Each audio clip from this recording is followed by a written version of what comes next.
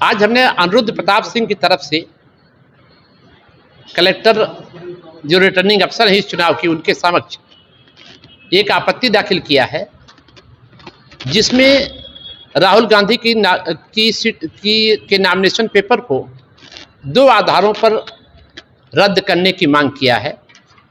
प्रथम आधार यह है कि राहुल गांधी को 2 साल की सजा हुई है और उस नाते संविधान के अनुच्छेद 102 संपठित धारा 83 आदि representation of people act Rahul Gandhi चुनाव लड़ने के अयोग्य है। हमने ये भी कहा है कि यद्यपि राहुल गांधी का कन्विक्शन सुप्रीम कोर्ट ने स्टे किया है, लेकिन उनको अफजल अंसारी जैसा आदेश नहीं दिया है कि वे दोबारा चुनाव लड़ सकते हैं।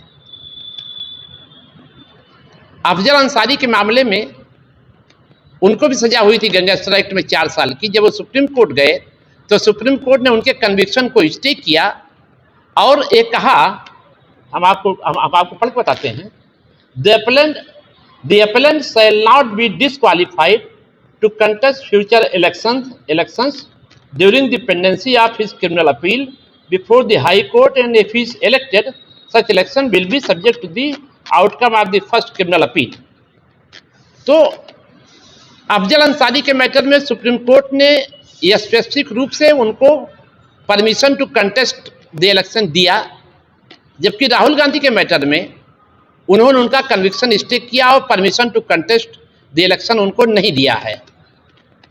तो इस आधार पर हमारा कहना था कि अगर सुप्रीम कोर्ट चाहता तो आपको भी कन्विक्शन स्टे करने के साथ साथ आपको permission to contest the election देता, जैसे उसने अफजल अंसारी के मैटर में दिया है। क्योंकि आपके लिए कन्विक्शन स्टे करने के आदेश में permission to contest the election नहीं है, इसलिए आप चुनाव नहीं लड़ सकते। और दूसरा एक मैटर था 2006 में एक राहुल गांधी ने इंग्लैंड में एक इनकम टैक्स दाखिल किया था। बैकअप्स कंपनी एक बनाया था उन्होंने, जिसमें वो डायरेक्टर थे। उसमें उन्होंने जो नेशनलिटी का कॉलम था उसमें उन्होंने ब्रिटिश लिखा था।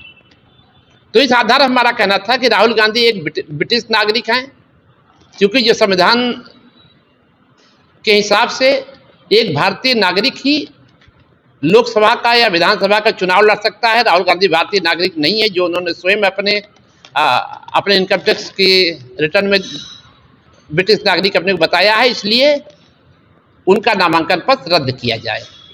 आश्वासन नहीं, आदेश मिलेगा और आदेश का हम लोग इंतजार कर रहे हैं कि कब आदेश प्रोनाउंस हो। मेरे आपत्ति करने के बाद उन्होंने राहुल गांधी के जो पत्नी थे उनको बुलाया और दोनों लोगों की लंबी देर तक बहस हुई और उसके बाद आदेश उन्होंने सुरक्षित कर लिया है। अब मेरे हिसाब से तो उनका जो नामिनेशन पेपर रद्द होना चाहिए, और मुझे लग भी रहा है क्योंकि वो उनका जो है नामांकन पत्र भी अवैध है और चुनाव लड़ने के अयोग्य हैं। जो कानून का खेल है उसमें